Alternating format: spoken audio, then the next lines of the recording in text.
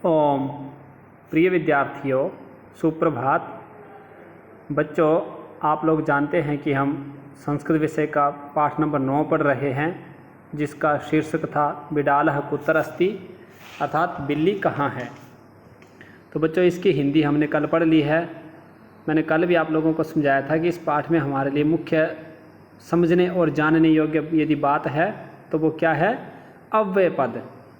अव्यय मैंने आपको कल भी बताया था कि जो शब्द तीनों लिंगों में, पुल्लिंग, स्त्रीलिंग और नपुंसकलिंग, तीनों वचनों में, एक वचन, द्विवचन और बहुवचन और सातों विभक्तियों में कभी भी किसी भी परिस्थिति में परिवर्तित नहीं होते हैं, अर्थात जैसे हैं वैसे ही रहते हैं, उन्हें अव्यय कहते हैं। अर्थात न व्ययति इति अव्ययः, जो किसी भी देश, किसी भी काल, किसी भी परिस्थिति में कभी भी व्यय ना हो, अर्थात परिवर्तित ना हो, वो अव्यय कहलाते हैं। तो यहाँ पर हम आज इसका अभ्यास कार्य पढ़ेंगे, जो कि प्रश्न नंबर 1 है। इसमें अव्यय पदों का ही प्रयोग है। हमने चित्रों को देख करके इन अव्यय पदों को भरना है। तो आइए हम प्रारंभ करते हैं। प्रश्न नंबर 1 है, रिक्त स्थानानि पूरयन्तु। अब बच्चों, यहाँ पर यदि रिक्त स्थान केवल एक होता तो यहाँ पर होता है कि रिक्त स्थानम पूरयन्तु, लेकिन बहुत सारे हैं तो बहुवचन है, इसलिए रिक्त स्थानों की पूर्ति कीजिए। इसका पहला है क है, मूषकः आसंदिकायाः नीचे ही अस्ति। यहाँ पर डैश होगा, आप यहाँ पर नीचे ही लिखेंगे।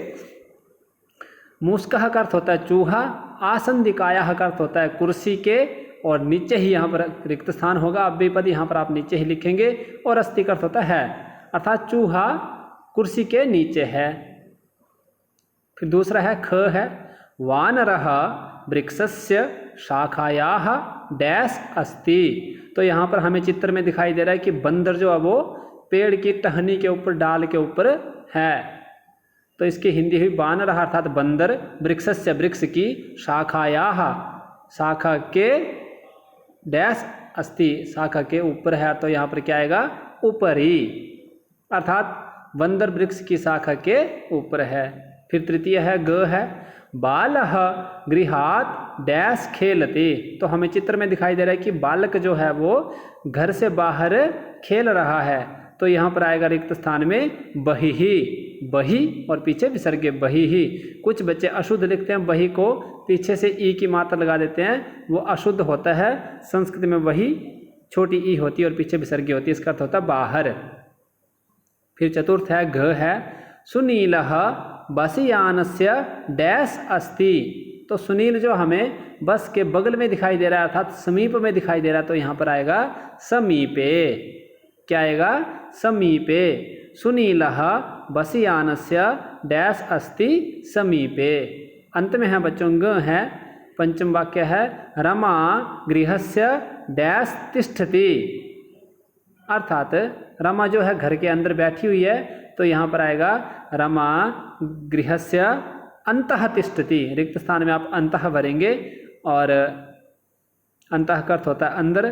तो इन 5 वाक्यों को आप ध्यानपूर्वक अपनी पुस्तक में लिखेंगे, सफाई के साथ लिखेंगे। किसी भी विद्यार्थी को कहीं भी कोई त्रुटि हो, कोई समस्या, किसी बात को समझने की नहीं आ रही हो, समझ नहीं आ रहा हो, तो वो लिखने से पहले मेरे पर्सनल नंबर पर मुझे कॉल करके भी पूछ सकते हैं। तो आज के लिए इतना ही काफ़ी। कल हम इसका शेष अभ्यास कार्य करेंगे। इन्हीं शब्दों के साथ मैं अपनी वाणी को विराम देता हूँ। इति ओम शम।